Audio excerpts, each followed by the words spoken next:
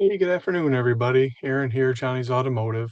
Just wanted to do a little tutorial on how to double check that your receipts are balancing at the end of the day and to be able to make your deposit into the right account so we can try to keep our numbers straight. This will be a hopefully relatively short. There might be a couple more parts to it. We'll start with part one right now, just so we can kind of look and see what our numbers look like. Let's see here. So what we're going to do, let's get this video shared. And we'll get that one shared and we'll get rid of all our little boxes.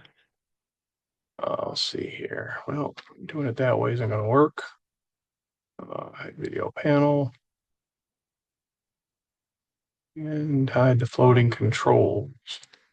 All right, now we'll bring up our protractor.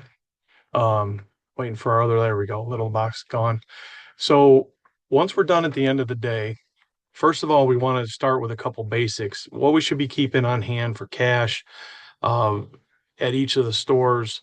We should have $100 in small bills in the cash register on top, maybe your fives, your tens, what have you.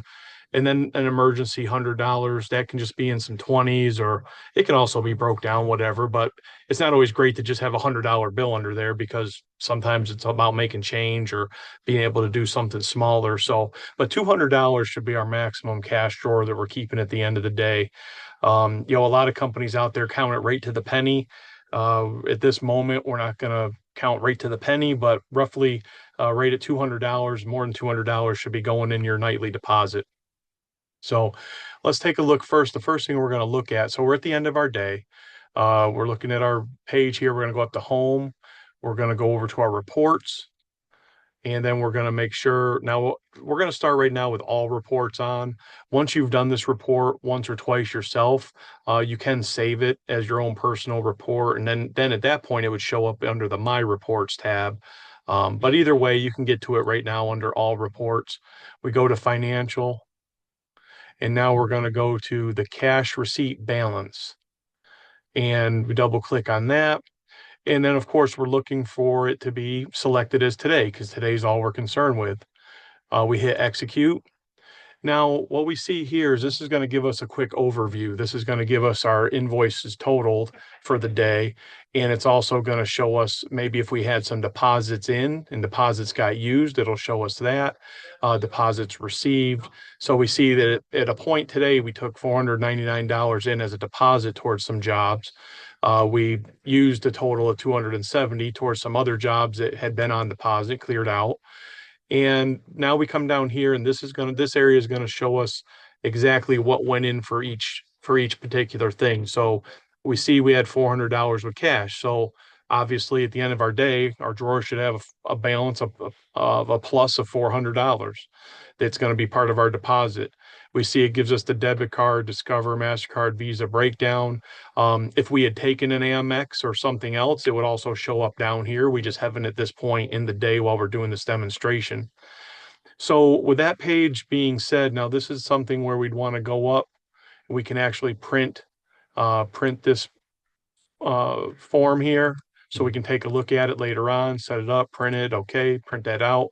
Now at that point, we're going to go up here. We'd add another step to do. We're going to go up to our home tab. We're going to go over to our banking tab. And now in our banking tab, we're going to check our cash drawer.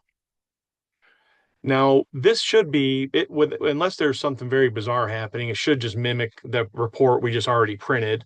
That we'll be able to print and look. And then this is going to give us what we're going to deposit into the bank for the day. So now at this point, all these things, we know there are Visas and MasterCards and such are automatic deposited, but we do have that cash, of course, we got to be considering. Or if that would have been a check, also a check would show up. So now at this point, what we want to do at the end of our day is go up and we're going to do a bank deposit. And now we're going to go through our items and we're just going to double check. We're going to select all Visas. We're going to select our MasterCard here. We're going to select what we had in Discover. There's our debits. And then we're also selecting that cash that we knew we had the 400 in cash. So we're selecting all that. So now at this point, what we should be doing, if we would have had some checks in there, got cash, got checks, whatever, that's what we're going to be filling out for our regular nightly deposit to be able to get in the bank. But this is what keeps our records correct in the back end of Protractor, and also is what allows us to just make sure everything's balancing and that we're not having any further issues. So now we would come over to the next button, and now it's kind of just showing us again all the same information we already had and already knew. We're going to go into our bank account. And at this point, we're doing this demo at Haines City. So mid Florida would be what we would select. Now we're in the middle of the day. I'm not going to just push this through right now because we're still active for the day. So like I said, I'm not going to push it through, but basically we would select mid Florida or whatever our bank account is set up. Each one may be a little bit different. I think Lake Wales has Citizens, and not positive who, Winter Haven has right now, but I think they're mid Florida possibly also. But anyway, we select there's only going to be one bank account in there. We select our bank account, then we hit deposit. Now what it's going to do is it's going to trigger a uh, a little memo. Do you want to print this out? So it's going to print that out, or it's, you're going to print it out. Now you'll have your printout showing that you made the deposit into the bank account, which that's just forcing the credit cards to go in and show positive. We still have to physically, obviously, do our cash deposit for cash or checks. So at that point, we've selected that. We hit deposit. It's going to ask us to print it out. We print that out. Now we have a copy of our printout, both from this page that we just did that deposit, and we have a printout from over here with our cash balance page. Everything, like I say, unless something really bizarre happens, everything should just match up just right. And then at that point, now we can prepare our deposit slip that shows the cash amount on there. Make sure our drawer still has that end balance of around 200 is what we're trying to have. Put that $400 deposit in there.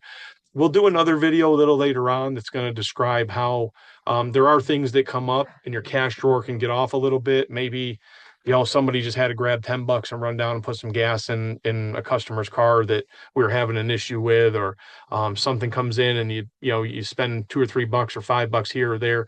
Those things do happen. Things come up, and then you got to readjust your cash balance. I mean, there's something that we can do. We'll show that one later on, but this should give you the basics. So at the end of the day, you should fill out your deposit slip for that cash or checks. And then you have the proof of this along with your deposit slip. Now we're going to be instructed to take a photograph, take a picture of the um, the deposit slip and the final page here, the printouts that we just did. That way you can see everything. That way it can be sent up to Nikki or bookkeeping or wherever it's going. And that way we can see, okay, here's what came in for the day. Here's the cash being deposited. Here's the deposit slip filled out, and everything's good. Keeping them, keeping all honest people honest, right? That's what they say. So, but we got to start doing that so the money's going into the protractor on the backside properly into the banking part of the system where we showed you over here. So anyway, like I said, we'll do another video sometime soon when it comes to how to maybe adjust a cash drawer and a couple other things. But that's the basics to get started. If it doesn't make complete sense or you need a little extra help, you can always reach out to me. Talk to you later. Thanks.